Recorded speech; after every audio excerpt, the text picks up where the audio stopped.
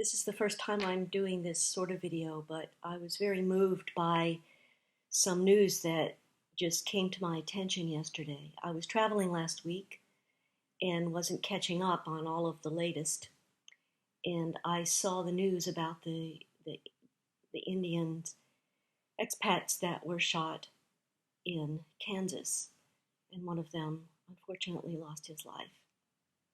One of them was spared, and I found out that he has a pregnant wife, so I'm very happy to know that he survived.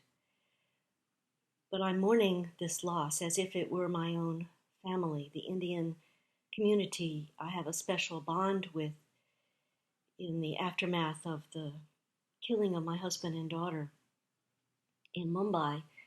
I've been going to India for the past 6 years and found nothing but love and welcoming and respect and joy and sharing from the Indian community there. And I come to think of it as a second home. And because my family had died there on their soil, so many of them embraced me and took me into their homes and said, "This home is your home, and we're here for you." And so I was especially hurt by the incident that happened last week, and I am so sorry. I feel so sorry that had to happen. And then as I was combing through all of the news stories to learn more about it and what could possibly have caused such an attack, I saw that there are two things that stood out for me. One is the very worst of who we are as human beings was demonstrated in that attack. The ability to kill in cold blood over an irrational fear or whatever it was. We don't know. It was an act of hate. It was a hate crime based on some fear that is completely unfounded.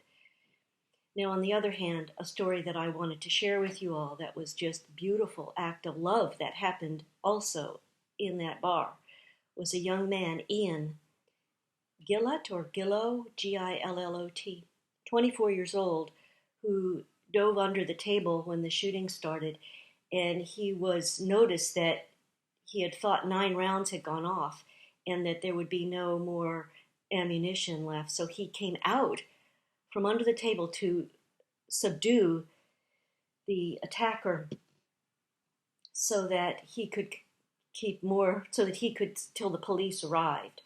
But there was more gunshots, and so he too was shot and injured pretty seriously, but survived his wounds. And as we know, the shooter ran out, but then later was apprehended and arrested and is now there.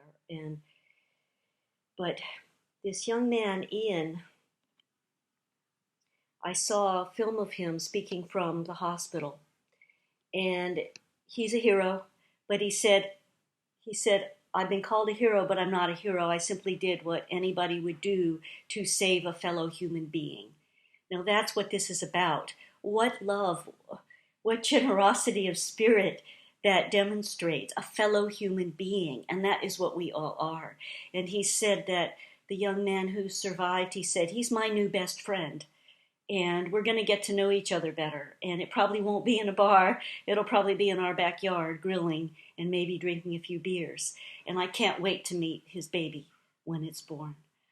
So that warmed my heart. And once again, we see the polarities, the extremes that are there. And I don't know that these stories, if they're widely circulated or not. So I wanted to be sure to share that in case, especially the Indian community, wanted you to be aware of that for every one of those who lost their connection to their humanity and therefore are capable of harming humanity, for every one of those, there's hundreds or thousands more who would jump out of that table to save a life if we could, and to do whatever we could to show you that you are our human family, you are neighbors. You are valuable, you make a valuable contribution to our society, to our community, and we're happy that you're here. This country would not be what it is without you. And we love you for that. We love the diversity that you bring. I am so grateful that there's such a large Indian community in this country. And I'm so grateful that when I visited your country, that I was welcomed with so much love and so many exciting things occurred. That's a whole video in itself. It's a whole book in itself. And I wanted to share that with you. So for those of you who are feeling, those of you in the US who are feeling afraid, please know that we are here for you.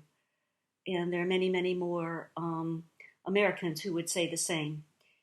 And those of you who are in India and mourning the loss of your compatriots, I want you to know that I mourn that loss with you. It's a tragic loss, and it shouldn't have happened, but it did happen. And so let's join hands and strengthen our connection even more. So let's gather together in strength and love and do the best that we can to strengthen our friendship and to honor our friendship with love and respect and compassion.